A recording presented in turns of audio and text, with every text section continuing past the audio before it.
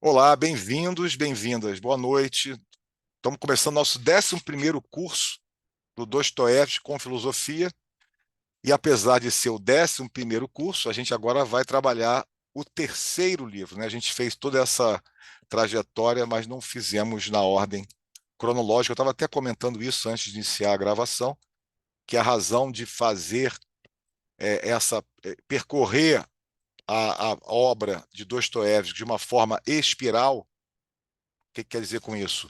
Vou passando fazendo um panorama de algumas obras espaçadas na sua produção, depois retornando para fazer de novo, como a gente fez. Noites Brancas foi a primeira obra. Noites Brancas é uma obra do período inicial de Dostoiévski.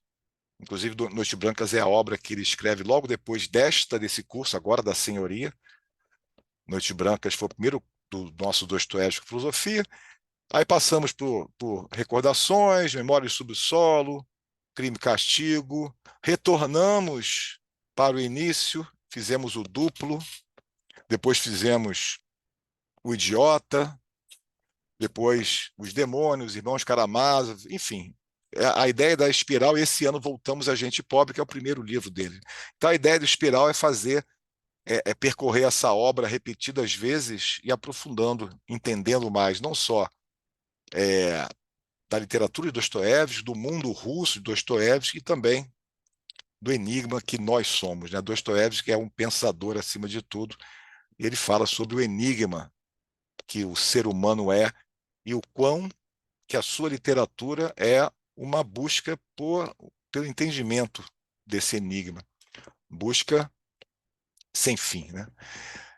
Então essa imagem que está para vocês é um quadro de um autor que eu vou usar na apresentação, Ivan Kramskoy, é um autor da segunda metade do século XIX, russo, e eu escolhi embora a Nossa Senhoria não seja uma mulher da segunda metade do século XIX, seja uma mulher da primeira metade, então, digamos assim, que a caracterização dessa mulher, dessa dama do quadro, não é precisa, né? Mas está aí uma imagem feminina da Rússia do século XIX, e com esse olhar, é interessante do quadro, pelo menos assim eu escolhi, né? Esse olhar que vamos chamar por hora de um olhar que procura um domínio através de um certo feitiço. Por hora vamos ficar nisso aqui.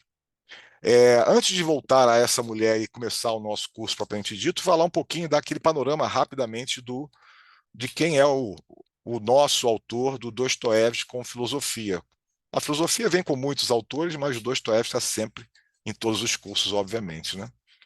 Então ele nasceu, todos esses cursos têm a ver com o bicentenário de nascimento do escritor.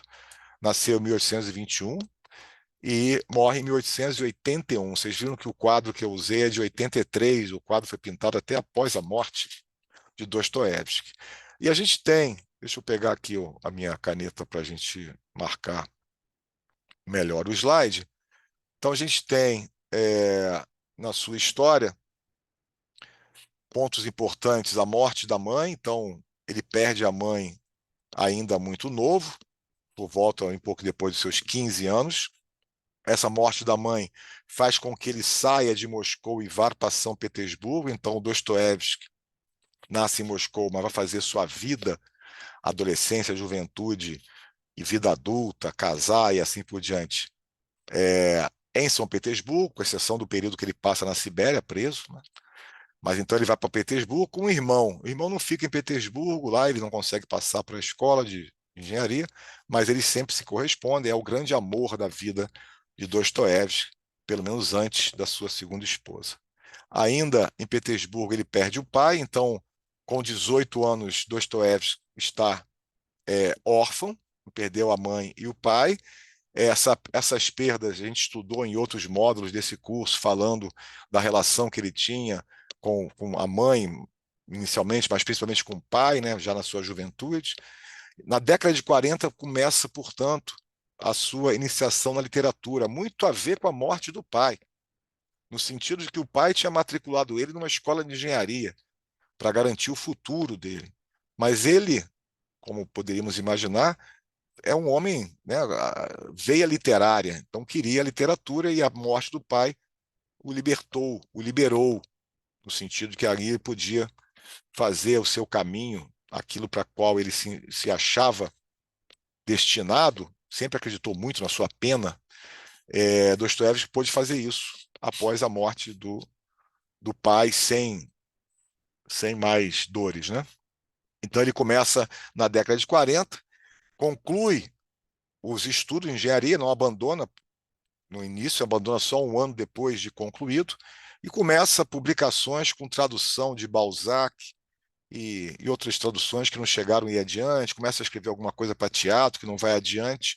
Na verdade, então, 46 é a data de estreia dele. Aí sim aparece o grande escritor, publicou Gente Pobre, grande aceitação, sucesso absoluto, é o novo Gogol, coisa e tal, e o duplo, vaia, nada disso, é enganação, é um escritor de um livro só. Então, aquilo que ganhou como elogios em Gente Pobre, ele perdeu com o livro publicado um mês depois, que foi o duplo. Então, quando chega em 47, Dostoiévski, na publicação da Senhoria, ele não está nos seus melhores dias, né? Não tá bombando, para usar um termo nosso contemporâneo. Muito pelo contrário, né? Ele está ali vivendo uma desconfiança de que não era o escritor que prometia. Claro que essa perspectiva é a perspectiva dos críticos literários da época, aqueles que esperavam uma literatura de maior poder social, ou seja, uma literatura que denunciasse as injustiças daquela sociedade ali do século XIX, especialmente na Rússia, as injustiças sociais. Bom, dito isso, a gente começa essa primeira aula, são 5 aulas do curso. Chamei a Dama de Platão porque a gente vai fazer essa conversa, especialmente na aula de hoje, na última aula, essa conversa com o platonismo. Na aula de hoje, com o platonismo propriamente dito, e na última aula, com o antiplatônico Nietzsche. Então, a gente vai, nesse curso, a gente vai dar atenção principalmente a dois filósofos.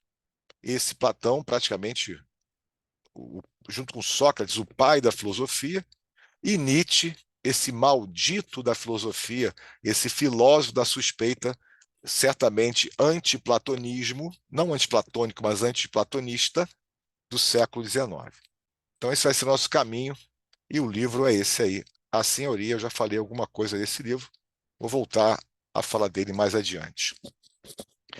Então, a biografia, muito pouca diferença em relação aos outros cursos, né? A gente tem, obviamente, a obra A Senhoria, né? Essa publicação de 47. Então, vejam, Dostoiévski publica uma obra, essa obra, obviamente, quando não está, como eu falei há pouco, nos seus melhores dias, não está é, convencendo o ambiente literário, recebendo muitas críticas.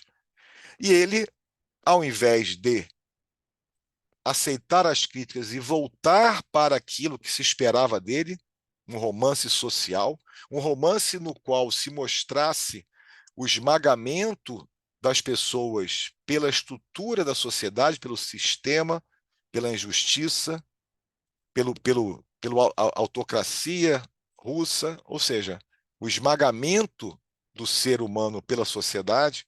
Ao invés de mostrar isto, embora isso também esteja presente, Dostoiévski cai na sua mania de tratar das questões de ordem psicológica.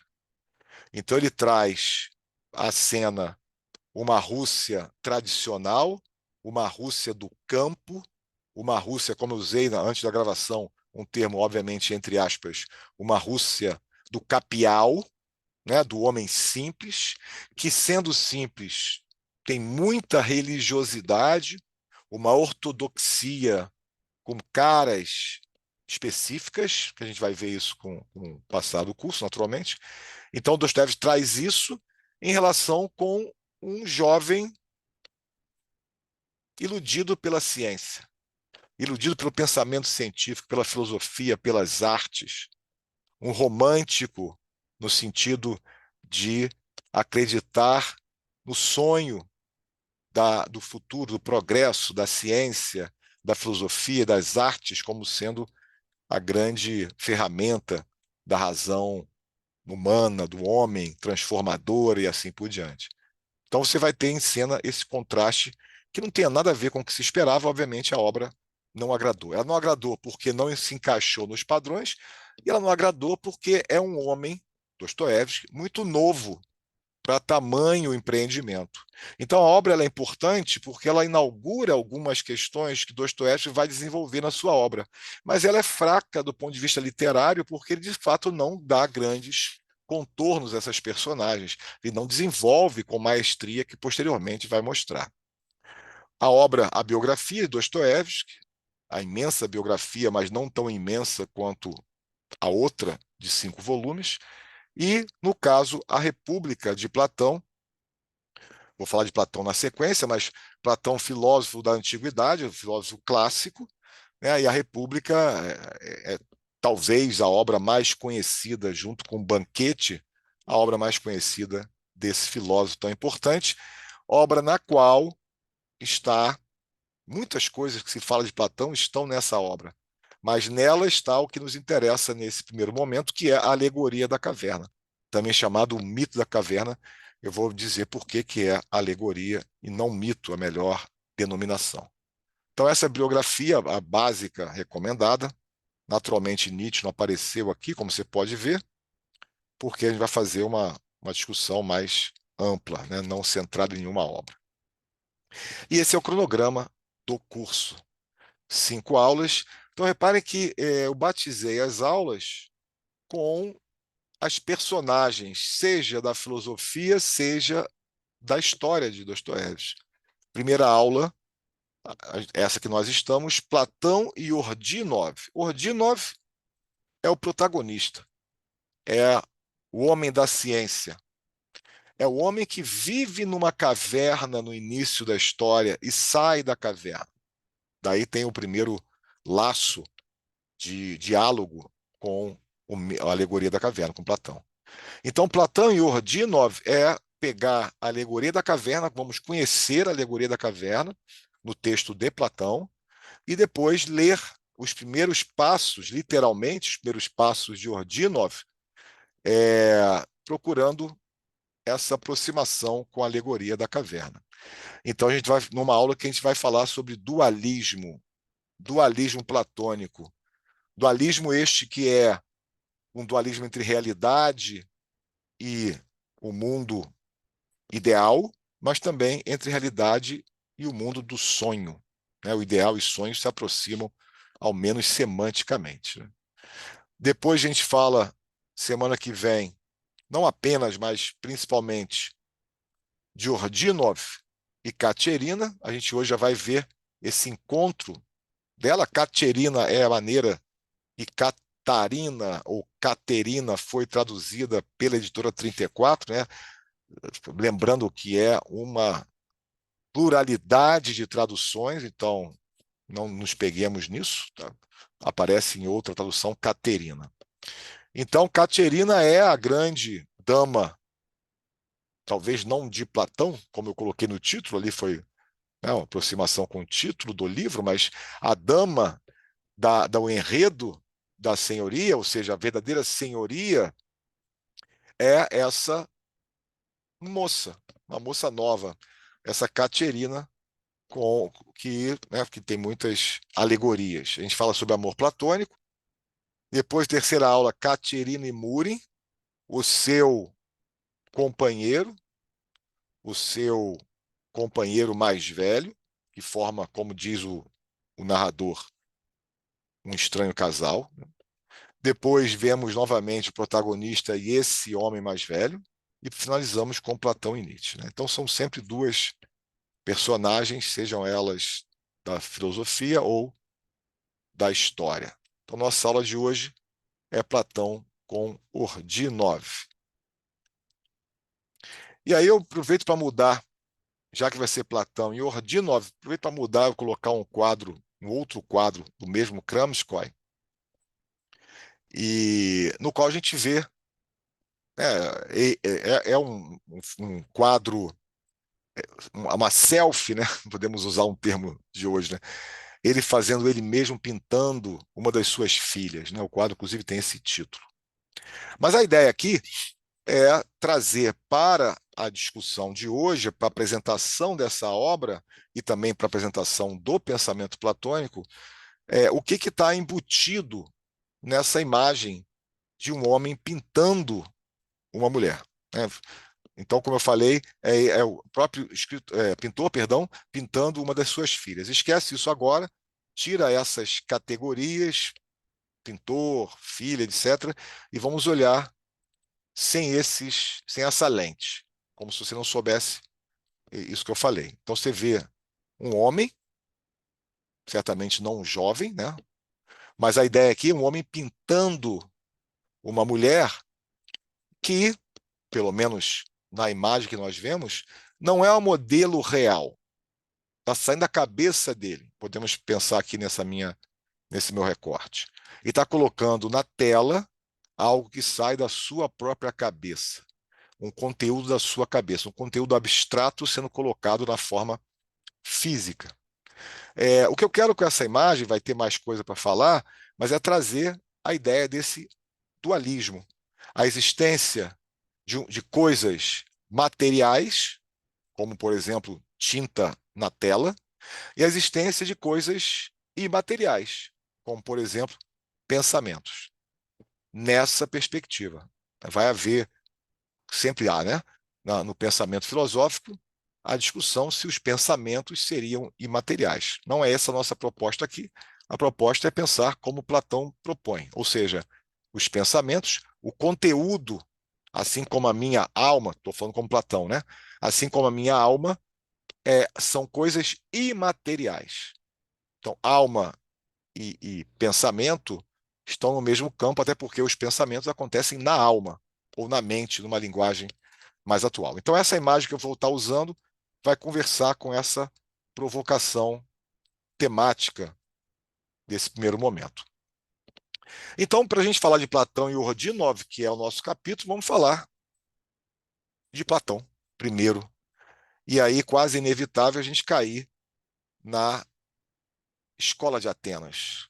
Escola de Atenas, que é uma pintura, né, um afresco, lá numa das salas do Vaticano. No centro da Escola de Atenas, a gente tem, deixa eu marcar aqui, deixa eu pegar minha canetinha, a gente tem à nossa esquerda uma figura mais velha, que é o Platão. E o Platão está apontando para cima. A sua, no caso de Platão, esquerda, a nossa direita, uma figura mais nova, aluno de Platão durante 20 anos, que é Aristóteles, com a mão para baixo, mostrando aqui uma divergência entre professor e aluno. Platão foi professor de Aristóteles durante 20 anos, mas Aristóteles, após a morte de Platão, Aristóteles sai de Atenas, mas a sua filosofia vai caminhar por trilhas diferentes.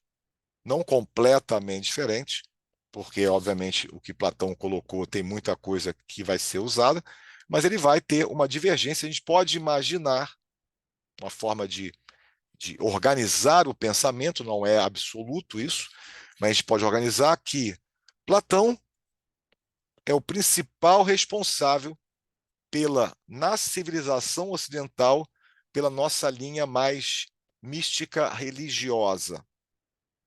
Platão vai ser, o pensamento platônico vai ser, depois de modificado pelos neoplatônicos, vai ser incorporado na alma, a metáfora é ótima, na alma da Igreja Católica, por intermédio principalmente de Santo Agostinho.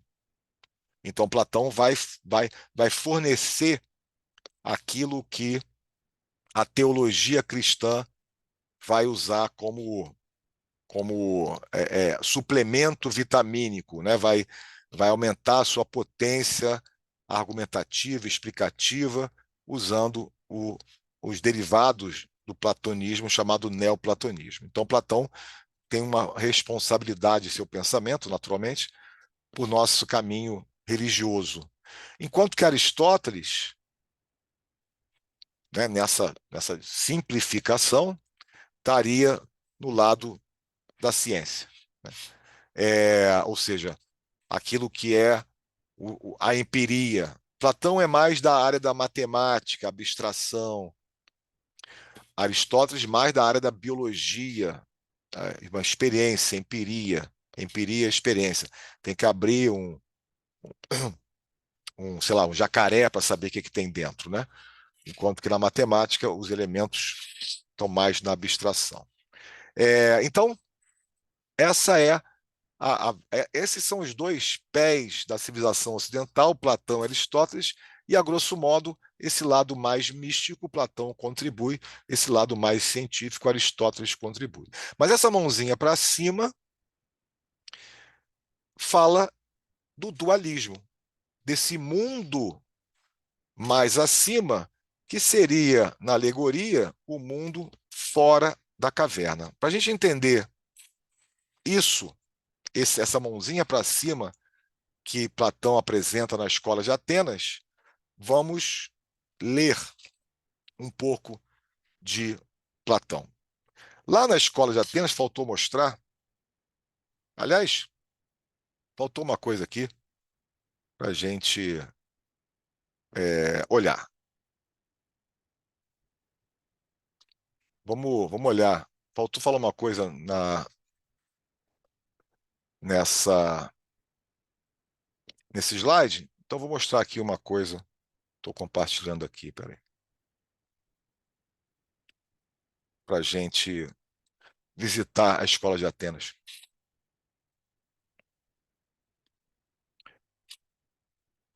Então, a gente consegue visitar, em outra sala, as salas de Rafael no Vaticano, e inclusive a sala que tem a Escola de Atenas, né? Então aqui, peraí, como é que eu aproximo? Foi. Então aqui a gente vê a pintura na sala. Vamos dar uma olhada na sala dos outros lados. Então você tem uma sala, a Escola de Atenas, representa a filosofia. Do lado oposto à Escola de Atenas, você tem a disputa do sacramento, que representa a teologia. Olha só como é que Platão está presente nas raízes da Igreja Católica. Você tem o de cima e o de baixo, né? E você tem aqui, ó, a mão para cima, mostrando, fazendo um espelho da mão para cima de Platão. Aqui tem figuras da igreja, tem profetas, a disputa do sacramento, marcando a presença da teologia, que seria a filosofia aplicada à religião, digamos assim. Desse lado, a gente tem as artes em cima da janela. Então, você tem uma pintura, você tem Apolo junto, né, cada mulher que está aqui ao redor é uma das 9 musas. Então, Apolo e as musas mostrando a poesia. Aí você tem espalhado aqui também os poetas da tradição, Homero, Virgílio, Dante, né? A pintura é do século XVI, então Dante está entre esses representados aí. Então, a pintura da poesia, das artes. E do lado oposto, em cima da outra janela, você tem as virtudes, as 4 virtudes cardeais. Você tem a fortaleza, a temperança e a sabedoria, e mais acima, a justiça, aqui com a espada. Então, essa sala de Rafael é a sala que tem a Escola de Atenas. Voltando para a Escola de Atenas, a gente. Quem que eu vou falar agora antes de a gente fazer a leitura? Falar do cara que não está no centro da imagem, então, de certa maneira, não é o mais importante, mas aparece aqui, ó. Então, esse cara que está aqui, de verde, conversando com o grupo, com os seus seguidores, podemos dizer, né, é Sócrates. Sócrates não está no centro, porque no centro você tem homens que escreveram, está aqui, ó, Platão com o seu livro chamado Timeu, Aristóteles com o seu livro chamado Ética Nicômaco. Sócrates não escreveu nada, ele era o cara do diálogo, da palavra oral, né, do dizer, do dialogar. Então, Sócrates não tem presença nos escritos, mas tem presença como personagem nos livros de Platão. Tá? Então, vou voltar agora para nosso slide para continuar a minha fala. Deixa eu ver se tem alguma coisa para falar. Então, o Sócrates, como eu falei, ele vai estar presente como personagem dos livros de Platão. Platão escreve 36, cerca de 36 diálogos. E nos livros, nesses diálogos, Platão colocou Sócrates, seu professor, seu mestre, não professor da maneira que a gente entende, o mestre socrático é um pouco diferente, mas a ideia do seu mestre, que ele viu ser condenado à morte lá na Atenas de então. Então, quando a gente vai ler a República, a gente vai ler Sócrates como personagem, e a gente vai ler Sócrates conversando com outros personagens. Está aqui uma imagem da caverna, uma das imagens, das muitas imagens que aparecem quando se fala na caverna de Platão. Então, essa ideia de homens agrilhoados, acorrentados, de frente para um fundo, como se fosse a tela de um cinema, é inevitável a comparação com o cinema. Naturalmente, não tinha nada perto disso na época de Platão.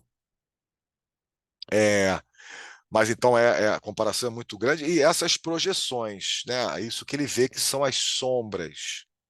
Então, essa é, digamos assim, o ponto de partida dessa alegoria. E essa alegoria ela tem duas, duas trajetórias.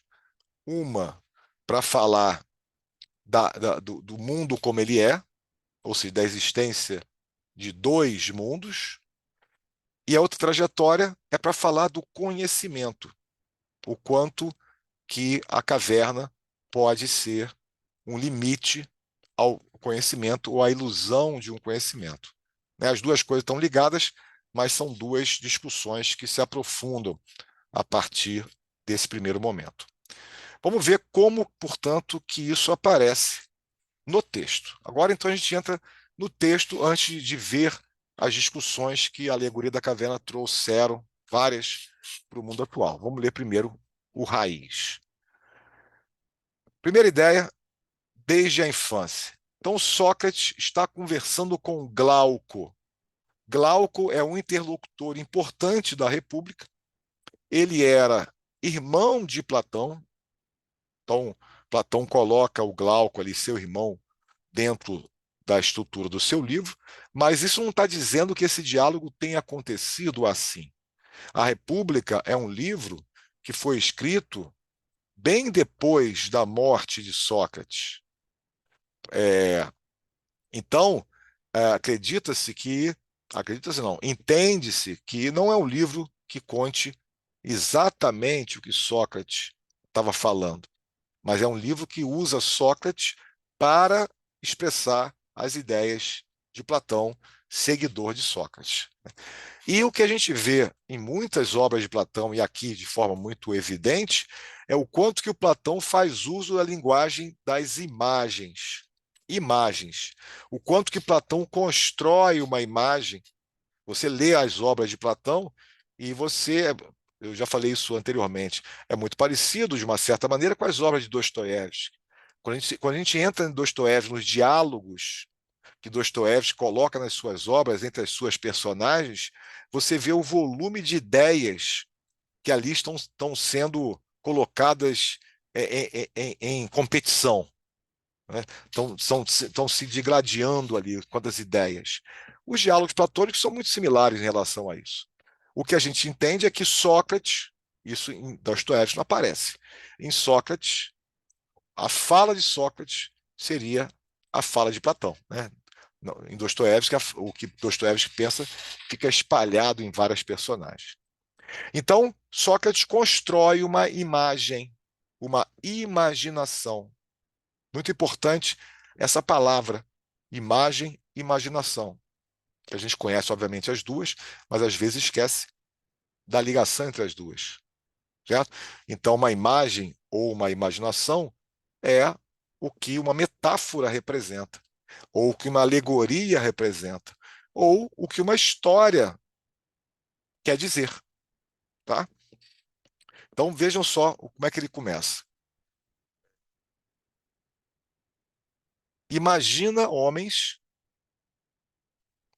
Então, só antes de continuar, essa fala o livro A República tem 10 capítulos.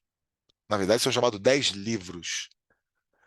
A Alegoria da Caverna aparece no livro 7, ou seja, na metade para frente da obra. Então, naturalmente, ela tem interrelações com várias coisas que aconteceram na obra, que também, naturalmente, não vão ser objeto de discussão aqui. Tá?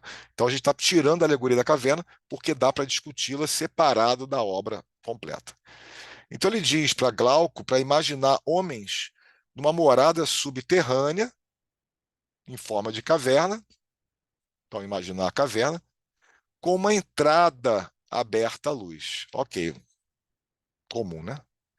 E aí vem algumas coisas importantes, inclusive o título do slide. Eles estão aí desde a infância. Não conheceram outra realidade. Essa é a única realidade deles.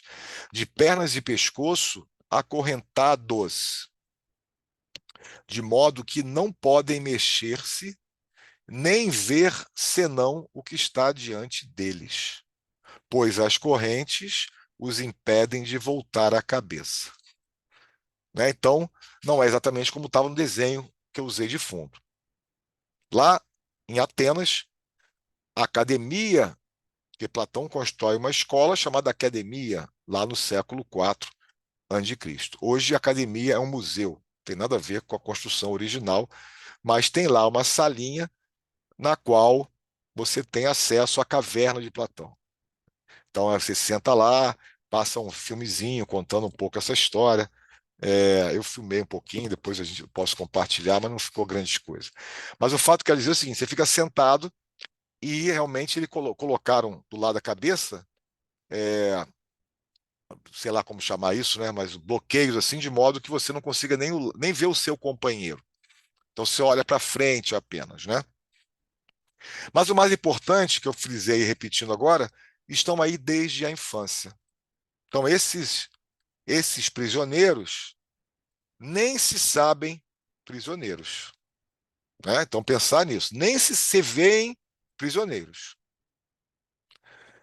E aí vem a descrição, que às vezes, quando se fala da explicação sintética, se esquece. A luz chega-lhes de uma fogueira acesa numa colina que se ergue por detrás deles. Então, a luz não vem pelo buraco, como aqui está, por exemplo, atrás de mim. Ela vem de uma fogueira. E quando se fala de fogueira, se fala de algo feito pelo ser humano. Né? Então, uma fonte artificial. Aí a analogia com o cinema vai ficando cada vez mais estreita, né? Porque é como se fosse o projetor. O projetor e a fogueira, no sentido de emitirem luz, a mesma coisa, né? E entre o fogo e os prisioneiros passa uma estrada ascendente. E ao longo dessa estrada está construído um pequeno muro. Então você tem uma colina, depois vou botar uma imagem que ajuda a gente imaginar, né? Aí não é mais imaginar, a ver. Mas enquanto isso você vai imaginando, vai construindo na sua cabeça o que que é isso. Então você tem prisioneiros virados para o fundo, você tem muro, atrás do muro uma estrada e atrás desse muro com estrada uma fogueira. O que antes do Sócrates avançar na explicação, veja o que Glauco diz. Estou vendo. Ele não pode estar vendo, né? Então, repara como que a imaginação, as imagens geradas pelo discurso, lembrar que discurso em grego é logos. Então, o logos, que significa razão, discurso, linguagem, palavra, tudo isso. Então, o logos do Sócrates cria dentro do Glauco uma imagem que ele diz: estou vendo, mas está vendo não com os olhos da visão do corpo, digamos assim. Está vendo com os olhos da alma ou da mente, com a visão da alma, a visão da mente. Glauco está vendo a imagem que ele construiu, cada um de nós também está vendo isso. E aí ele segue, Sócrates segue dizendo: o que acontece com esse muro? Então vejam, imagine agora, diz ele, ao longo desse pequeno muro, homens que transportam objetos de toda espécie, que o transpõem, os objetos transpõem o muro, né? Estão acima do muro. Estatuetas de homens e animais, de pedra, de madeira e toda espécie de matéria. Naturalmente, entre esses transportadores, uns falam e outros seguem em silêncio. Então, você tem nesse muro transportadores, homens, seres humanos, que seguram esses objetos acima do muro. Ora, a fogueira e os objetos acima do muro, a fogueira projeta as sombras no fundo da caverna. Então, a gente está vendo aí no fundo dessa imagem do slide, aquelas sombras seriam as sombras de estatuetas que humanos, não se sabe por quê, não entra na questão, atravessam ali mostrando. E a conversa que os humanos que carregam têm vai para os prisioneiros como sendo a fala daquelas sombras, das sombras. Um som emitido pelas sombras. O Sócrates chega a falar sobre isso. Vejam que descrição estranha. Glauco acusa a estranheza, né? Um quadro estranho e estranhos prisioneiros. E Sócrates vai na lata. Assemelham-se a nós. Quer dizer, a alegoria da caverna é a alegoria da vida humana. Da vida humana.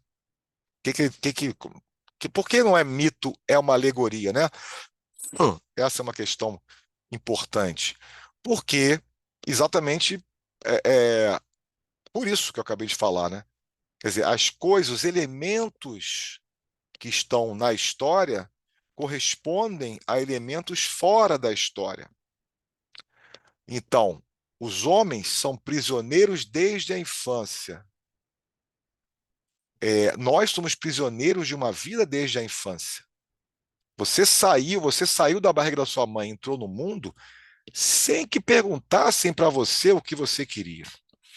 Então, pegando nessa perspectiva, que é óbvio que não ia perguntar, mas quero dizer assim, que não escolhemos entrar na vida, ou seja, somos prisioneiros no sentido de limitados ao nosso corpo, ao nosso jeito de ser, à época que nascemos, à família que nascemos, né? A pessoa que nós somos, os limites que nós somos, enfim, somos prisioneiros de várias maneiras.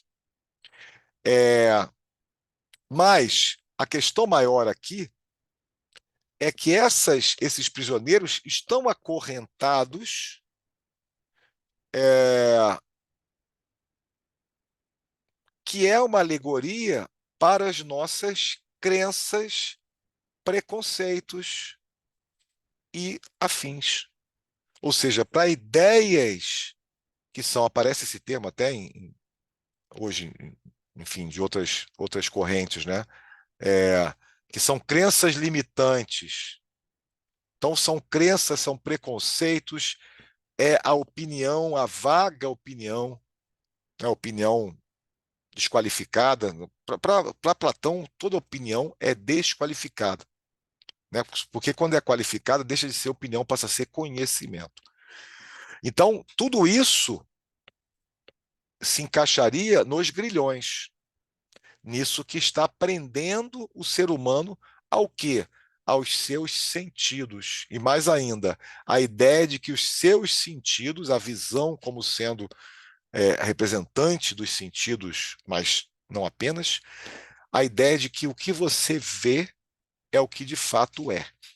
Que a realidade é aquilo que os seus sentidos apreendem do mundo. Então, os prisioneiros platônicos estão na caverna e confundem, nós vamos ver isso no texto, confundem aquilo que é aparência com o que seria essência, aquilo que parece com aquilo que é.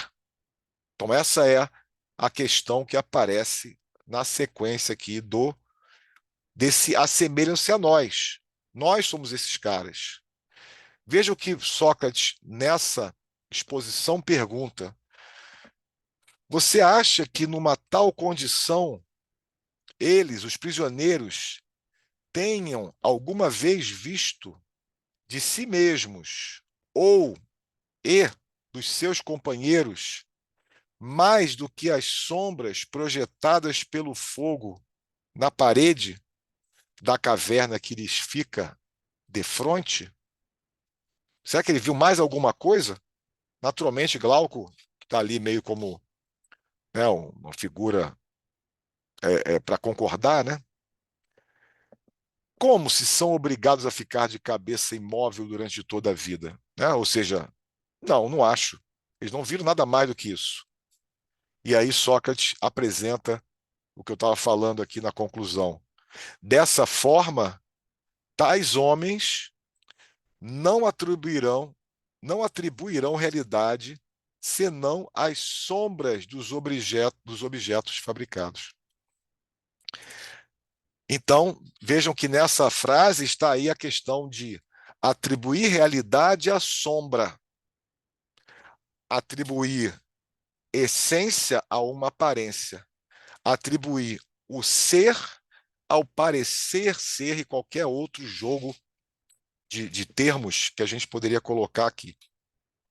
Para a gente puxar o elo que isso tem a ver com a senhoria, é atribuir realidade ao sonho, à ilusão, confundir, não saber exatamente o limiar daquilo que está embutido num sonho, às vezes um sonho literal, porque vai ver que durante o livro, o Ordia 9 vive situações que é meio que do campo do delírio, né? Então, assim, o limiar entre sonho e realidade está o tempo inteiro em discussão, né?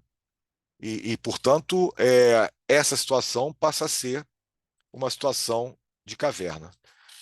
Quem nunca, quem nunca, não, diria, todos sempre, melhor até, quando dormimos, não sabemos que estamos dormindo. O que significa é a questão que Descartes coloca no século XVII. O que significa que você não pode saber se não está dormindo agora. Quem nunca se fez essa pergunta, né? Será que não estou sonhando? Então, essa confusão entre realidade e sombra está instaurada, pertence aos prisioneiros. Eles não sabem que estão sonhando, que estão iludidos, que estão etc. E aí o Sócrates, portanto, vamos pensar na libertação de um deles.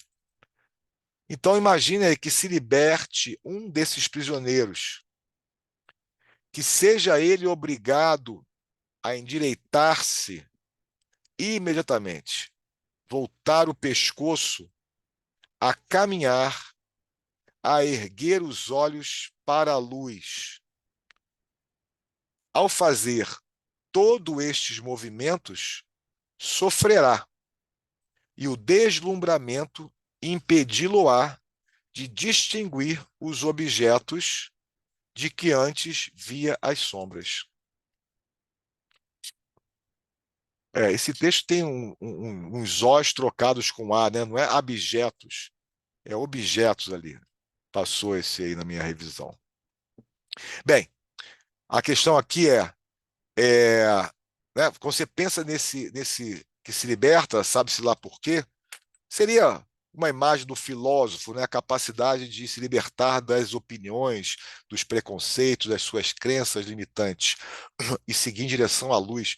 Vê só o quanto que o iluminismo, movimento do século XVII na Inglaterra, o século XVIII na França, bebeu dessa imagem que basicamente ficou para a vida, né? Para a civilização inteira. A ligação entre luz e conhecimento, né? Erguer os olhos para a luz é exatamente erguer os olhos, ir em busca, né, do saber sobre isso, sobre a sua condição. Mas vejam que o que acontece, ele sofrerá, né? Existirá um deslumbramento, deslumbrado. Ele vai ter uma dificuldade em reconhecer no primeiro momento. O que Sócrates está trazendo nessa alegoria é para dizer que não existe um conhecimento que aparece rapidamente, né? Isso é uma coisa que tem que se habituar a essa luz, como vai aparecer mais à frente. Só que volto a perguntar: que você acha que ele responderá se alguém lhe vier dizer que não viu até então senão fantasmas, mas que agora, mais perto da realidade e voltado para objetos mais reais, vê com mais justeza? Ele está dizendo o seguinte: vamos pensar em minha, nas nossas vidas. Pensa numa situação que você teve uma descoberta, um desvelamento, uma saída da caverna, alguma coisa que você pensava que era, você descobriu que não era. Ou melhor, alguma coisa que você pensava que era realidade, você descobriu que era ilusão. Então a gente pode pensar em trajetórias de vida, nas nossas vidas, nessa mudança em vários graus, né? Pode ter sido num grau leve, sei lá, pensar num grau leve numa história policial, né? Que você imagina que o assassino é tal e você descobre que é outro. Então, uma descoberta, um grau leve, né? Não seria nem um pouco o ponto mais interessante da alegoria da caverna, né? Mas seria uma descoberta. A alegoria da caverna é alguma coisa que tem a ver com a sua existência, né? O exemplo do filme é um exemplo só para chamar dessa virada. A alegoria da caverna tem que ver com a sua existência, alguma coisa que você não percebia sobre si mesmo. Essa seria o grande momento, né, de sair da caverna, sobre si mesmo, como vai acontecer com o Rodinov. Mas sobre a realidade que você vive com os outros, sobre seu trabalho, sobre sua família, sobre etc. E quando você muda, quando a realidade aparece, existe uma dificuldade natural, talvez, pelo menos assim Platão pensa, né, em, em acreditar, em entender que tudo que você pensou até agora era falso. Como assim? A dificuldade de entender que, dependendo do quanto tempo, que você viveu uma falsidade. Então seria difícil admitir esse erro anterior. Para enxergar, continua Sócrates, diz assim, ó, uma necessidade de se habituar a ver os objetos da região superior. Então, esse abandono da caverna, aí sim, a entrada da caverna aqui atrás de mim, na minha imagem, faz sentido. Levaria aquele prisioneiro a sair da caverna e ver o mundo lá fora. O mundo lá fora, ele é modelo, ele é padrão, ele é a fonte, a forma dos objetos que ele via como sombras. Ou seja, se ele via as sombras, para pegar a imagem que está no slide, a sombra de um soldado, de uma ave, um boi, coisa do tipo, lá fora ele está vendo as formas, ou seja, a fonte do homem, que é um guerreiro, a fonte da ave, a fonte do boi ou a forma. Forma é muito importante porque esse mundo fora da caverna é o mundo das formas ou das formas, que passou a ser mais chamado de mundo das ideias, mas atrapalha quando eu falo ideia, porque a gente entende ideia de outra maneira. É o mundo das formas, o mundo onde as coisas, os modelos de tudo que eu vejo aqui na caverna, no mundo do sensível, no mundo que eu toco, que eu vejo, que eu provo, tudo que eu vejo sombras aqui, que são essas sombras materiais, tem uma existência no mundo inteligível, um mundo que eu acesso com a visão superior. Eu lembro do estou vendo lá do Glauco. Mas esse costume aqui, ó, então, o discurso mostrando o que ele vai precisar fazer para conseguir olhar, digamos, para o boi diretamente, né? Ele começará por distinguir mais facilmente as sombras. Ele está acostumado. Em seguida, as imagens dos homens e dos outros objetos que se refletem nas águas. Repara, não diretamente, mas na água, o reflexo, que ele está se acostumando à vista. A gente sai de um quarto escuro e tem aquele ofuscamento inicial. Por último, os próprios objetos.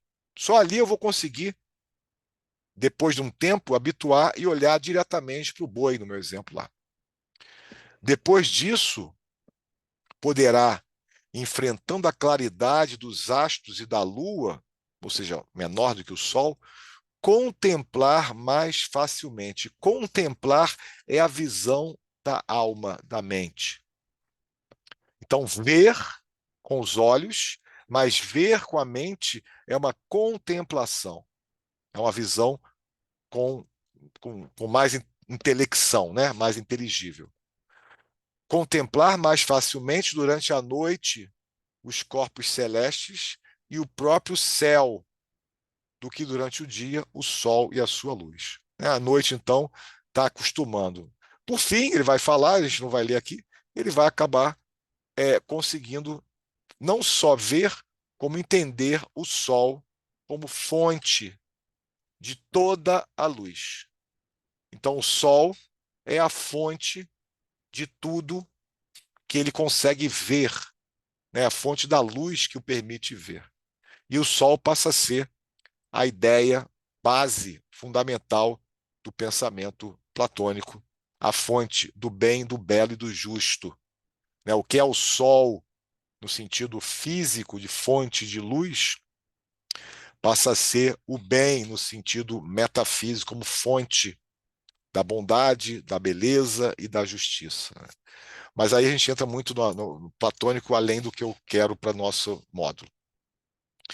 E aí, portanto, ele diz, dentro desse recorte da epistemologia, né, da teoria do conhecimento, ou seja, de como é que essa saída da caverna é a saída do erro, da ilusão. Um homem sensato lembrar-se-á de que os olhos podem ser perturbados de duas maneiras e por duas causas opostas: pela passagem da luz à escuridão e pela da escuridão à luz.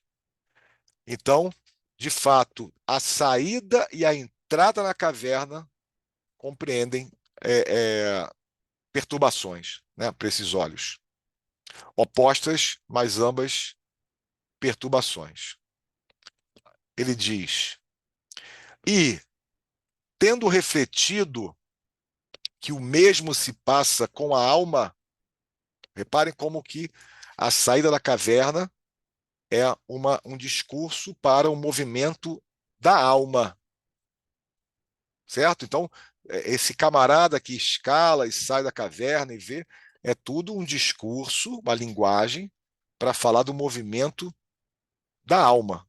Ou podemos até dizer que essa caverna aqui, na linguagem da alegoria, tem um cara que sai dela, na linguagem mais existencial, vamos usar esse termo, compreende uma entrada em nós, um pensamento que se aprofunda, dado que aquilo que vem de fora do mundo, o mundo que eu percebo é o mundo, nessa perspectiva, o mundo da ilusão, o mundo que me engana, a saída da caverna é um exercício da alma para dentro de si mesmo, um exercício de aprofundamento para a minha parte mais distante da parte perturbada pelo ambiente, como se fosse um isolamento, uma tentativa de distanciamento é,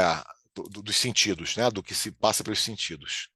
Então, a alma, quando encontrar, então diz assim, o mesmo se passa com a alma. Quando você encontrar uma alma confusa e embaraçada para discernir certos objetos, não ria, né? Não se rirá tolamente, não ria, mas examine se ela está vindo de uma vida mais luminosa e se encontra, por falta de hábito, ofuscada pelas trevas. Então, essa confusão em uma alma, em uma pessoa, né, pode ser um movimento de saída da luz para a escuridão. Não ria, né, talvez não seja tolice, né, está dizendo mais ou menos isso, né? Não zombe, não é desconhecimento, é uma aula luminosa que entrou numa área escura, né? Ou talvez uma outra alma, passando da ignorância à luz, está deslumbrada pelo seu brilho demasiado vivo.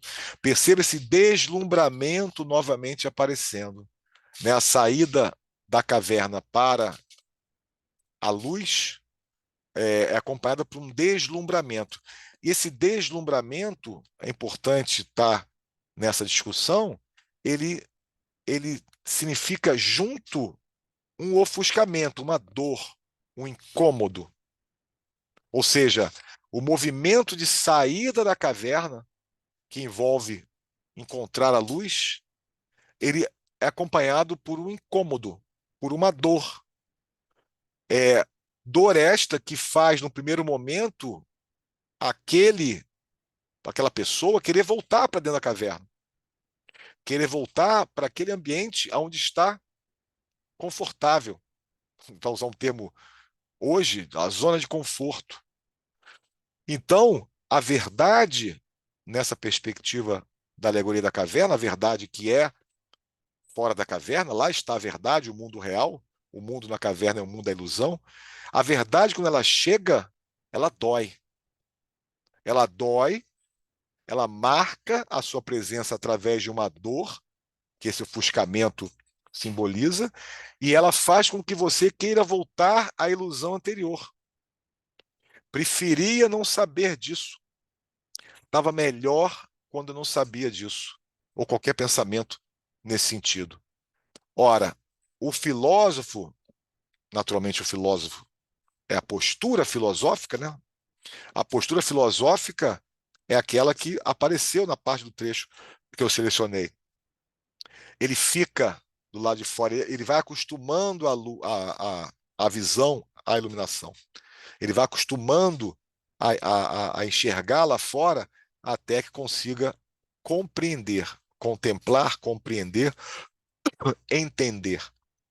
A verdade ela é compreensível. A alegoria da caverna é um movimento, né, um movimento no sentido da ideia, né, que ele provoca, que ela provoca, é, emblemático do que Platão traz e que marca a história e que vai gerar a crítica de Nietzsche que eu mencionei, que é a última aula. É, existe uma verdade, é quase igual aquela série, A Verdade Está Lá Fora, né? Sei isso. A verdade está lá fora, existe uma verdade e o homem, o ser humano, pela sua razão, qualquer um, pela sua razão, chega até essa verdade. É alcançável pela razão.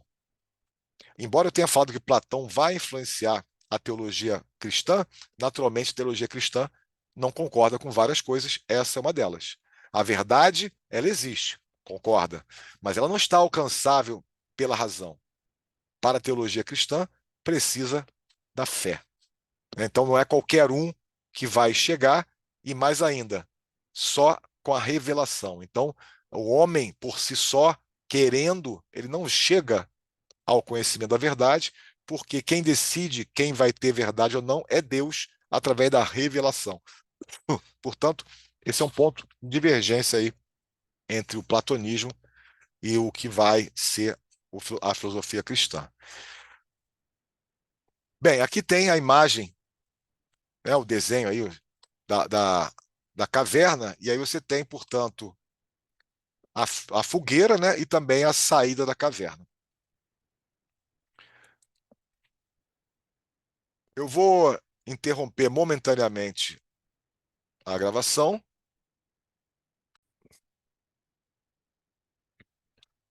Ok, então aqui a gente vê, em linhas gerais, o que foi apresentado pelo texto platônico, mas eu queria então colocar outras formas de falar do mito da caverna.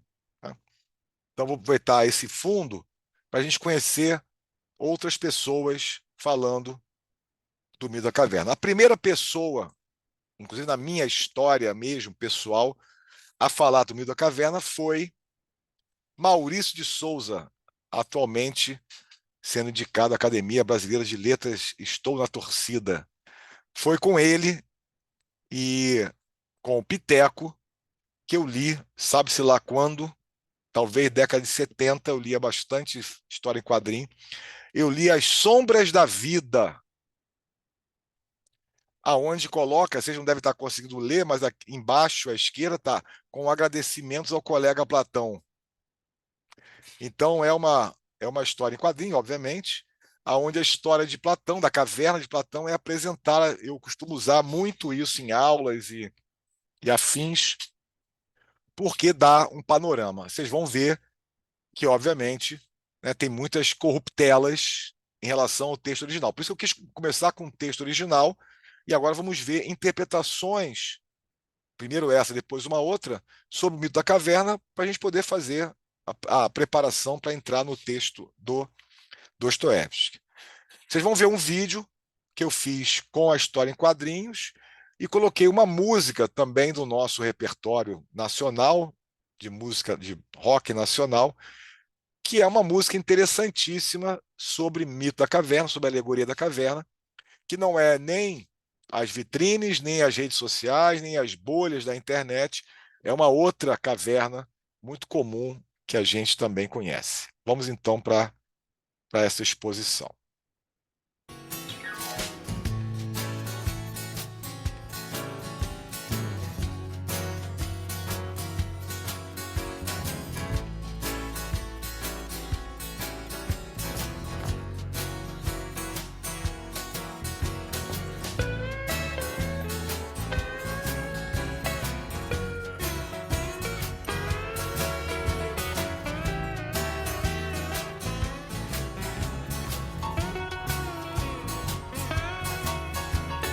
A televisão me deixou burro, muito burro demais. Agora todas as coisas que eu penso me parecem iguais. O sorvete me deixou gripado pelo resto da vida. E agora toda noite, quando deito, é boa noite, querida.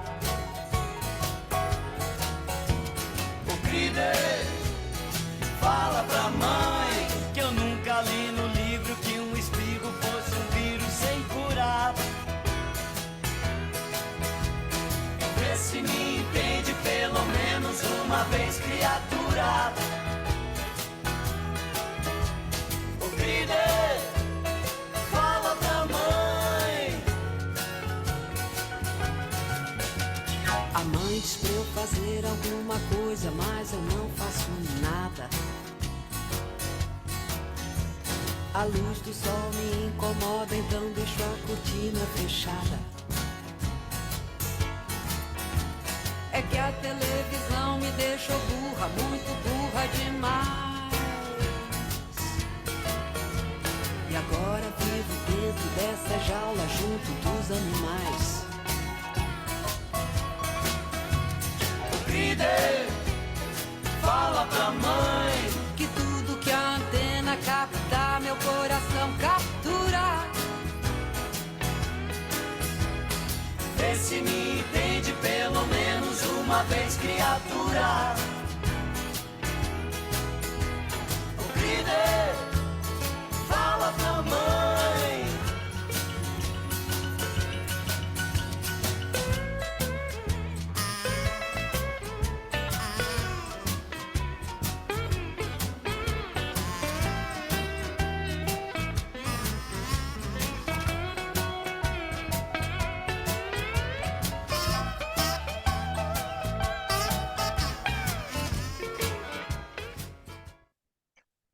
Bem, então ficou claro, né, nessa animação, nessa tirinha do Maurício Souza, a televisão faz o papel dessa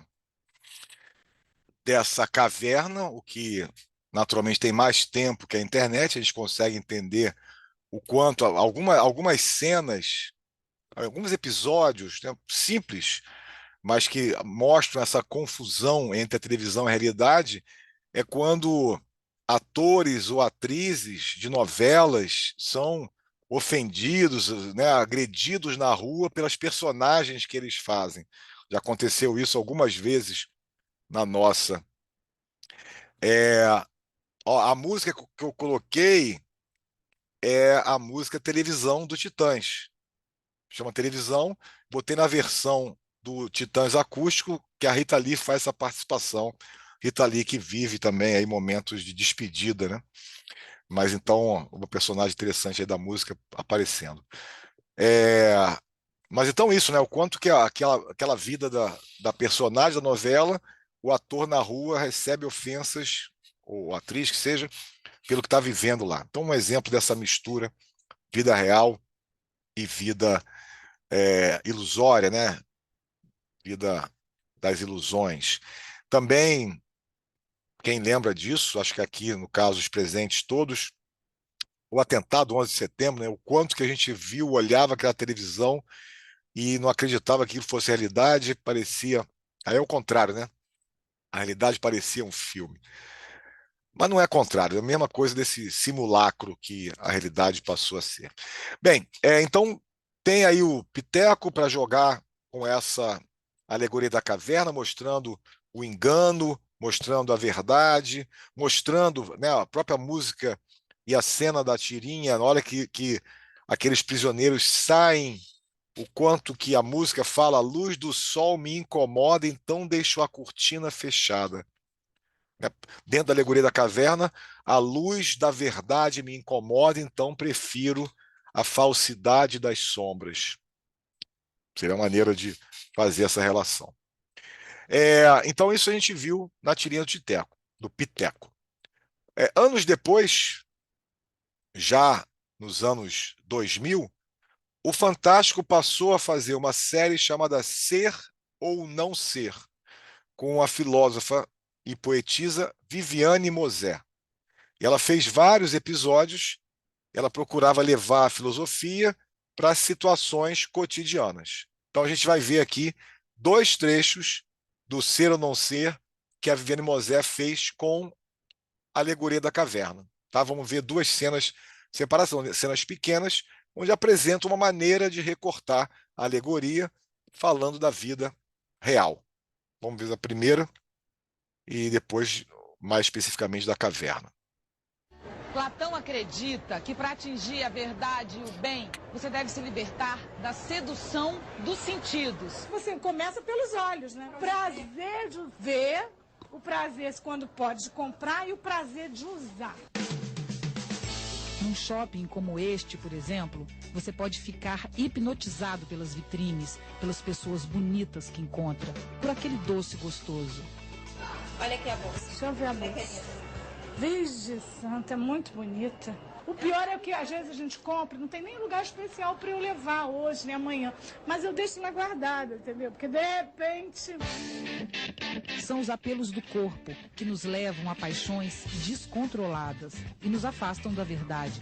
Platão dizia que ele deve ser sempre submetido às avaliações do pensamento. Mas qual a relação entre o mundo dos sentidos e o das ideias? Tudo que a gente vê, percebe ao redor, são cópias mal feitas das ideias, que são perfeitas e eternas. É como se a natureza, as pessoas, fossem uma cópia de modelos que só existem no mundo das ideias. Essa cópia impressa, por exemplo, até lembra, mas está longe de ser a minha mão.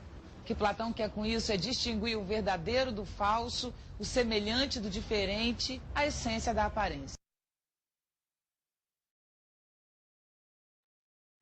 Bem, corte abrupto, mas você viu que a parte final, distinguir aparência de essência. O prisioneiro da caverna, repetindo, não sabe a diferença. Ele dá a realidade às sombras. Somente saindo da caverna é que essa diferença fica patente. Então, esse é um trecho. O outro trecho é ela trazendo mais especificamente a ideia da caverna e da luz. Então, você viu que quando ela começa, ela vai falar do consumo, da sedução dos sentidos, né? O consumo como sendo uma manifestação dessa questão, desse problema que Platão coloca, que é a sedução dos sentidos. Os sentidos me seduzem para uma realidade percebida por ele, né? Naturalmente, que é uma realidade estética. Você tem vários entrelaços aí com filosofias do existencialismo, como Kierkegaard, por exemplo, com o próprio Descartes, que eu mencionei há pouco. Quer dizer, a questão de que a esteses, os sentidos, eles são enganosos, não podem ser fonte da verdade. E no caso platônico, mais radicalmente falando, esse é o mundo que vivemos. O mundo onde os sentidos me enganam, especialmente porque os sentidos me dão um mundo transitório. O mundo da verdade, o mundo fora da caverna, é o mundo que não muda. É onde estão as verdades eternas, os ideais, as ideias, a idealidade. Por isso que eu usei a palavra forma, porque a ideia de forma ou de forma é melhor para trabalhar a eternidade. Você viu que no exemplo da Viviane, ela pega a mão e faz uma fotocópia. Então, no exemplo, a mão seria a idealidade e a cópia, fotocópia, é o que eu percebo no mundo dos sentidos, sempre algo longe da verdade, né? É importante essa estudo do pensamento para discussões mais adiante, inclusive a questão que a Fernanda levantou, a gente estava conversando sobre a reprovação às artes que o Platão traz, especialmente, né, essa reprovação pelo fato das artes serem cópia da cópia. Quer dizer, o quadro que eu usei como fundo da apresentação, eu falei, eu quis construir lá que o cara estava fazendo um quadro da sua cabeça.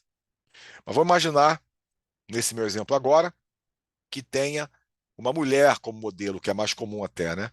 Então, o camarada que está pintando, ele faz o quadro de uma mulher que é cópia da mulher ideal, da mulher, da forma da mulher. Então, a mulher já é uma cópia e o pintor faz a cópia da cópia. Então, você percebeu que vai tendo uma degradação, um afastamento daquilo que é a forma, a verdade, o ideal.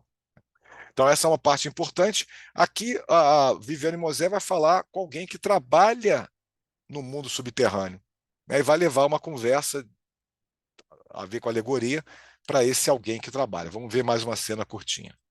Titão trabalha nesse mundo subterrâneo há 13 anos, 7 horas e meia por dia, mergulhado na escuridão. Eu tenho orgulho de fazer isso aqui. É lógico que o ar aqui não é tão bom quanto lá em cima, na superfície, né? Então a gente sente as máquinas um pouco aquece, então a gente sofre um pouquinho, mas leva, bota no peito e é aqui mesmo que eu vou ganhar meu pão e vamos ver o que dá. Você acha que aqui é como se fosse um outro mundo? Para mim é, mas para outras pessoas que vêm visitar, acham assustador. Titão, você gosta do escuro? Ah, sim, gosto. Você descobriu uma beleza no escuro?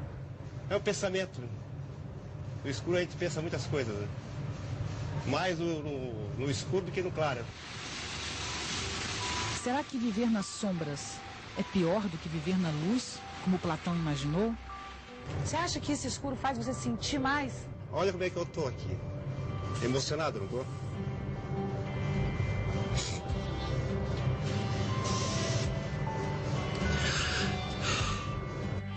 Será que a cópia é pior do que o original? Existe mesmo um original? Titão, me fala uma coisa. Você acha que tem mais verdade no claro ou no escuro? Ah, no escuro. A escuridão me faz bem. Nesse mundo de mudanças, o que existe são diferenças. E em nossas diferenças, somos todos originais. Essa é a conclusão do episódio, ser ou não ser, né?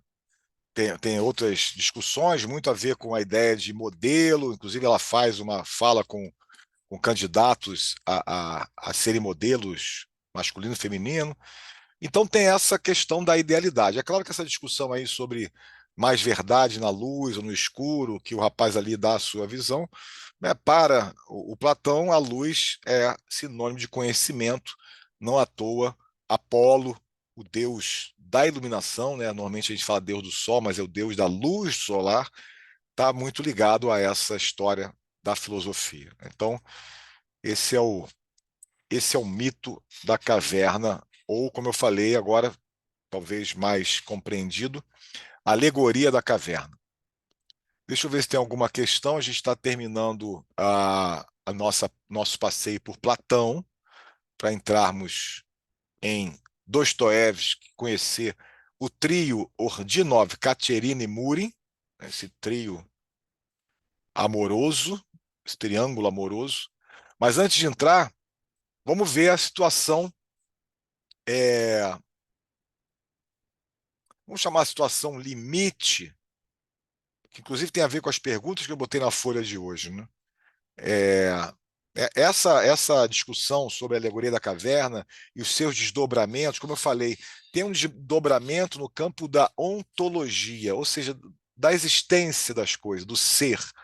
Quando se fala de ontologia, está falando do universo, como se fosse a física do universo, né? A existência de corpos celestes e coisas do tipo.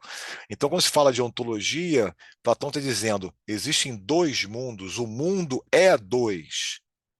O mundo é dois. O mundo é uma realidade sensível, que é essa que eu acesso pelo corpo, e o mundo é uma realidade inteligível, que eu só acesso com o intelecto, alma, mente, espírito, como você quiser, mas o acesso por algo que não é corporal, né? Esse é o dualismo, portanto, o mundo sensível. O mundo sensível é o mundo do engano, da ilusão, como a gente viu aí no texto. E o mundo das ideias é o mundo da verdade, das formas, fonte de tudo que existe nesse mundo sensível. Também um ponto importante nessa fala. Quando se fala de teoria do conhecimento, está mais ligado à ideia da mentira, do falso e da verdade. Né? O quanto que a luz traz conhecimento e quanto que a escuridão está presa às crenças, aos preconceitos, à opinião, à doxa. Opinião é o senso comum. Então a filosofia ela é uma busca de um rompimento, ou talvez não necessariamente um rompimento, mas uma compreensão daquilo que é o senso comum. Aquilo que é o senso, aquilo que é porque todos falam que é. Seria uma maneira de falar isso. Então, o momento assim interessante que eu quero agora frisar é essa mão tocando um vidro, né? A gente conclui que é tocando um vidro, simboliza, é quando a gente toca a verdade, reformulando, é quando a gente toca a ilusão da realidade. Ou seja, quando você entra, realmente toca, no sentido figurado ou não, de que aquela realidade que até então era a sua, ela é uma bolha, ela é uma ilusão. Essa virada, que é dolorosa, né, que a luz do sol me incomoda, então deixo a cortina fechada, e todas essas imagens de dor. Então a gente vai ver uma cena de um filme, para finalizar nosso passeio pela alegoria da caverna, aonde a personagem central toca a bolha na qual ela, personagem central, cresceu. O filme chama-se O Show de Truman. E a história é de o Truman, é o nome Truman, true é verdade em inglês, então o homem verdade, na verdade, cresceu numa ilusão, ele participa de um reality show. Ele nasceu dentro de um reality show. Todas as suas interações sociais são com atores e atrizes. Tudo que ele viveu é filmado e transmitido para o mundo. Ele vive dentro de uma cidade cenográfica gigantesca, mas ele é o único que não sabe disso, que ele é o protagonista de um reality show. Então a cena que nós vamos ver é a cena na qual ele descobre que 30 anos da sua vida foram ilusões, né? Esse processo no filme ele é gradual, a gente essa cena é o limite, mas ela mostra bastante. Eu vou falar algumas coisas durante a cena para ajudar o entendimento para quem não viu o filme.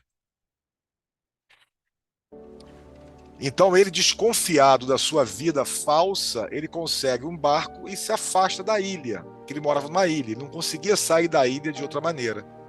Então ele consegue lá dar uma saída, um expediente, consegue esse barco e está seguindo para longe, e sendo acompanhado pelo programa.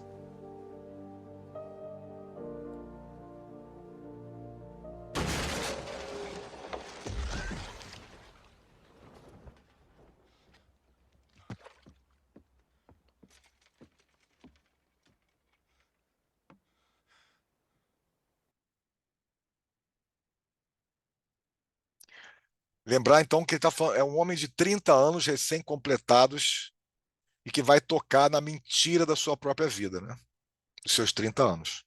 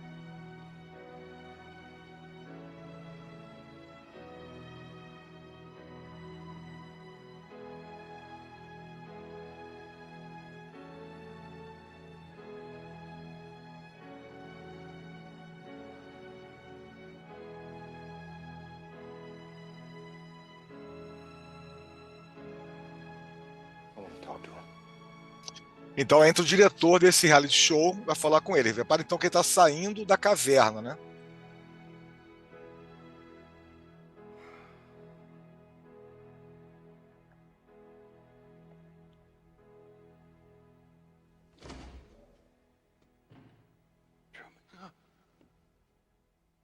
You can speak. I can hear you.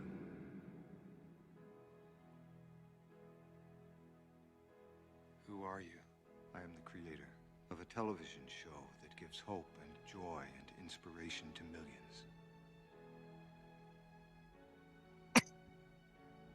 Then who am I? You're the star.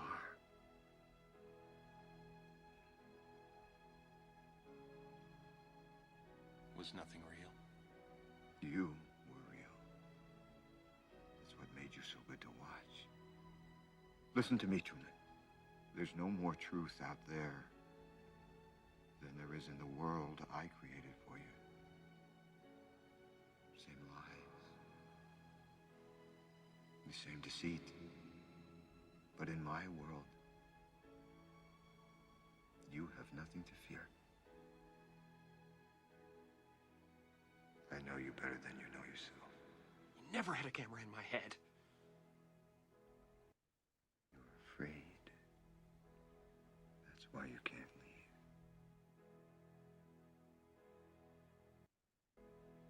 It's okay, Truman. I understand. I have been watching you your whole life. I was watching when you were born. I was watching when you took your first step. I watched you on your first day of school.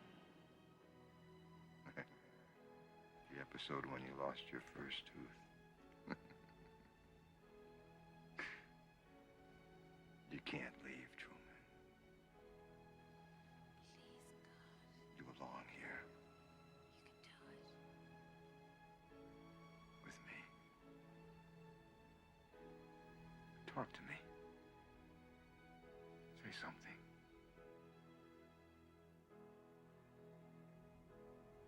Say something, goddammit. You're on television. You're live to the whole world.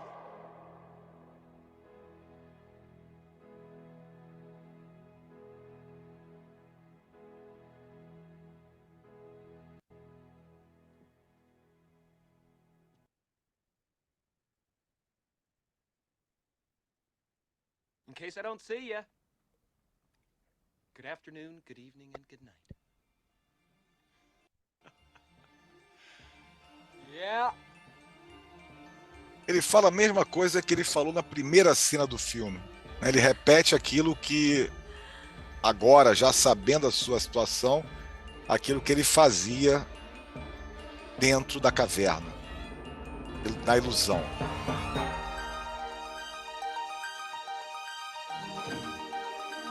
E aí o filme, no final, da conclusão, vê o quanto que as pessoas estão repetindo a história do Piteco, né, presas na televisão, vivendo a vida do Truman, né? Então ele tinha a vida lá dentro, digamos assim, na falsidade, né, iludida, e essas pessoas viviam a própria vida acompanhando a vida dele. Uma questão que o reality show levanta, né?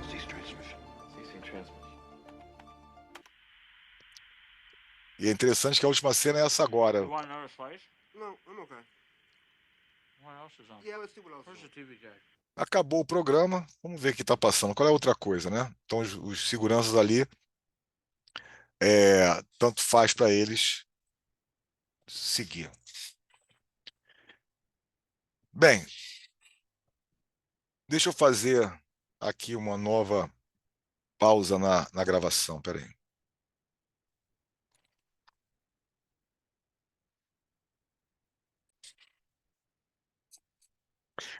Então vamos entrar agora na leitura do Dostoiévski e lendo os primeiros passos, literalmente os primeiros passos de Vassili Ordinov, o protagonista da Senhoria.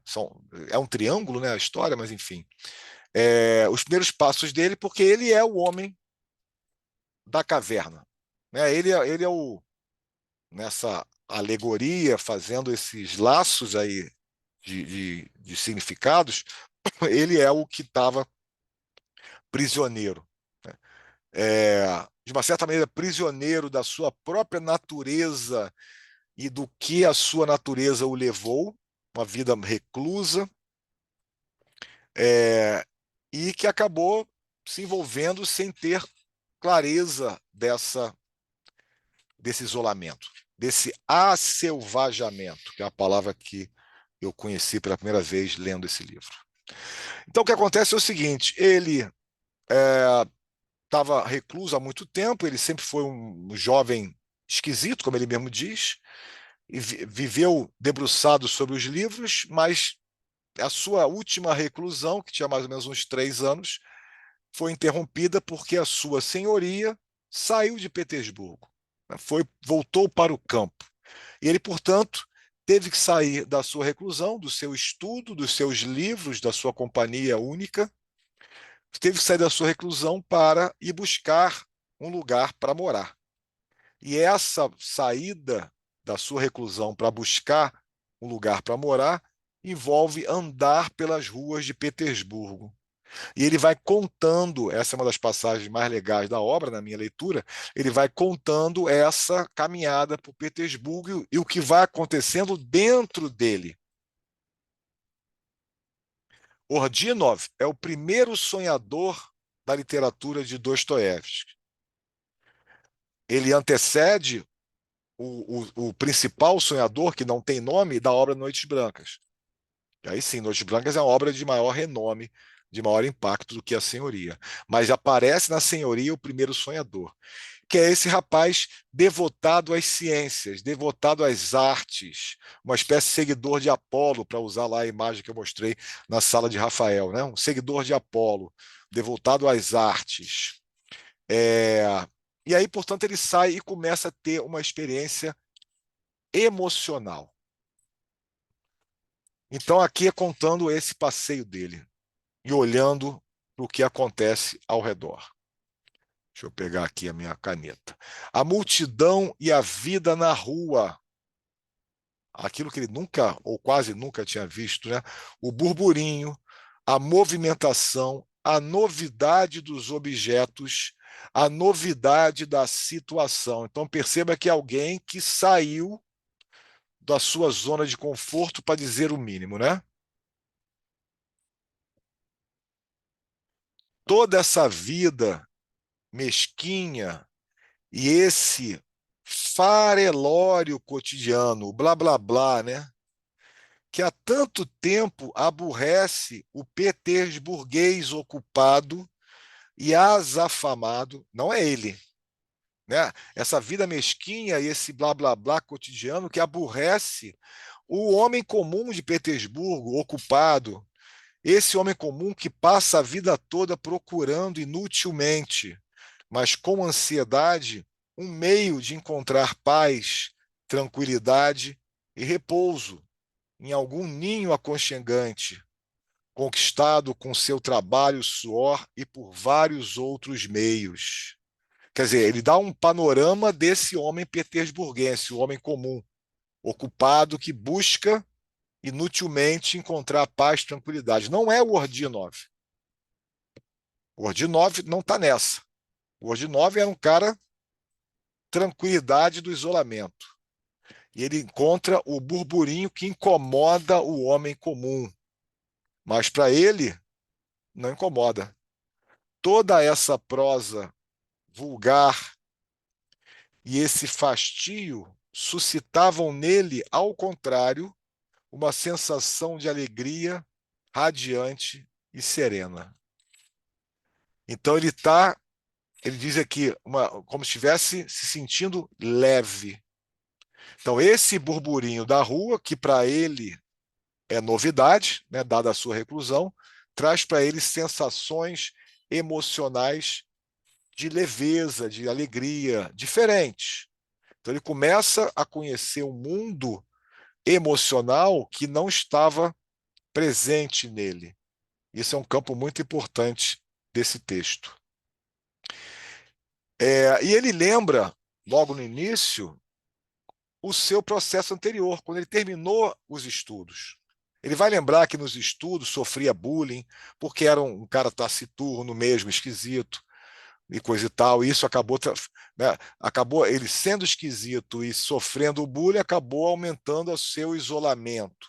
Então ele vai comentando sobre isso, e ele conta que, quando terminou os seus estudos, ele foi até um velhinho, que ele conhecia de nome, que entregou para ele um dinheiro pouco, que era a última parte da herança do seu bisavô.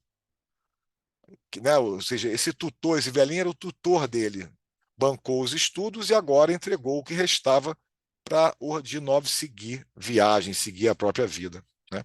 Ordinov olhou aquele dinheiro, fez uma conta do tipo: quanto tempo eu posso ficar sem trabalhar? e ele viu que 3 anos apertando um pouquinho os 4 anos, e tá bom para ele. Entrou dentro de casa e não saiu mais, basicamente. Né? Ou seja, se difícil falar sem tropeçar, aselvajar é tornar alguém selvagem. Né? E lembrar que selvagem, embora a primeira acepção que vem à cabeça tenha a ver com violência, esse selvagem aqui não é o violento. O selvagem aqui é alguém isolado, né? Alguém que está completamente afastado do social. Esse selvagem como um animal sem sociedade, né? E ele, então, ele conta que pegou esse dinheiro, fez o cálculo quanto tempo poderia ficar sem trabalhar, ou seja, de renda, e foi lá, acertou o preço do primeiro canto que encontrou, e 1 hora depois estava se mudando. E aí conta o que aconteceu nesses últimos anos, até a narrativa que se iniciou com o livro. Ali se enclausurou como se estivesse em um monastério, como se estivesse recluso do mundo. Em 2 anos, havia se aselvajado completamente. Então, esse homem que circula nas ruas de Petersburgo é alguém aselvajado e que está percebendo coisas novas no seu mundo interior. Ele, continua o texto, se aselvajara sem se dar conta disso. Até então, vejam só, nem lhe passava pela cabeça que existia uma outra vida. Então, aquela vida nos livros era a vida na caverna. É só isso. É só isso que existe. É isso que é toda a realidade. Então, essa outra vida ruidosa, tumultuosa, em eterno alvoroço, em eterna transformação, eternamente convidativa e sempre, mais cedo ou mais tarde, inevitável. Veja o quanto que Dostoiévski coloca nessa vida fora da caverna de Ordinov como sendo uma vida do movimento. Né? Ele usa a palavra interessante, eterno alvoroço, eterna transformação. Né? Aquilo que é eterno é aquilo que dura para sempre, mas o eterno seria o eterno presente. É uma ideia. Quando se coloca eterno alvoroço, eterna mudança, transformação, é interessante que traz uma ideia de heraclitiana. O eterno aqui, na verdade, é que tudo muda. Né? A única coisa que não muda é que tudo muda, mais ou menos isso que eu estou querendo colocar. Então, esse mundo da mudança era o mundo oposto ao mundo que Ordinov vivia, que era o mundo debruçado pela ciência, né? Apaixonado, como a gente vai ver, pela ciência. Ele tinha uma paixão, que era a ciência. Mas, como o narrador diz, ele fazia dessa ciência uma arma voltada contra si mesmo, contra si próprio. Exatamente por esse movimento aqui de aselvajamento que aparece nessa parte inicial. E aí, para a gente concluir a aula de hoje, não concluir, obviamente, o curso, né? E aqui ele fala sobre esse, né? Qual é a causa desse aselvajamento? Ou seja, esse isolamento é um isolamento em relação às pessoas, mas é um isolamento que tem as suas sombras, digamos assim, para fazer o paralelo com a caverna. Tem aquilo que atrai o olhar e a atenção dele. Então o narrador nos diz, devorava-o uma paixão a mais profunda, a mais insaciável, que absorve toda a vida de um homem.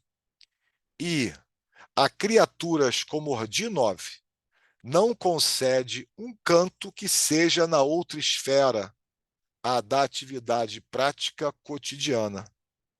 Essa paixão era a ciência.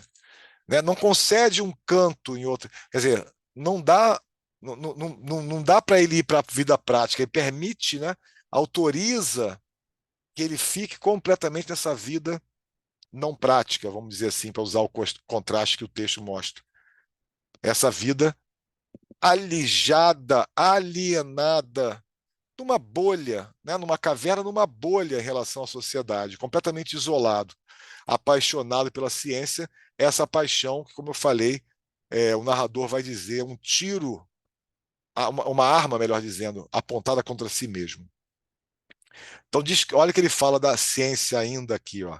Ela vinha até agora corroendo sua juventude, como um veneno inebriante, de efeito lento, intoxicava sua paz noturna, subtraía-lhe o alimento sadio e o ar fresco, que não penetrava nunca em seu canto sufocante, o ar, né? Mas Ordi 9, na embriaguez de sua paixão, não queria se dar conta disso. Então, esse é um homem que esteve na caverna até agora, dominado por essa paixão pela superfície, então absorto nas sombras que, nesse caso, eram dadas pela ciência, e aqui entendendo ciência de uma forma muito ampla. Essa ciência, ela é um conhecimento que também tem filosofia e também, dado o período do romantismo, tem também as artes. Ou seja, era um conjunto de conhecimentos, de área de conhecimento mesmo, acho que essa é a melhor maneira, né? Que fazia um todo do abstrato, da absorção dele para esse mundo.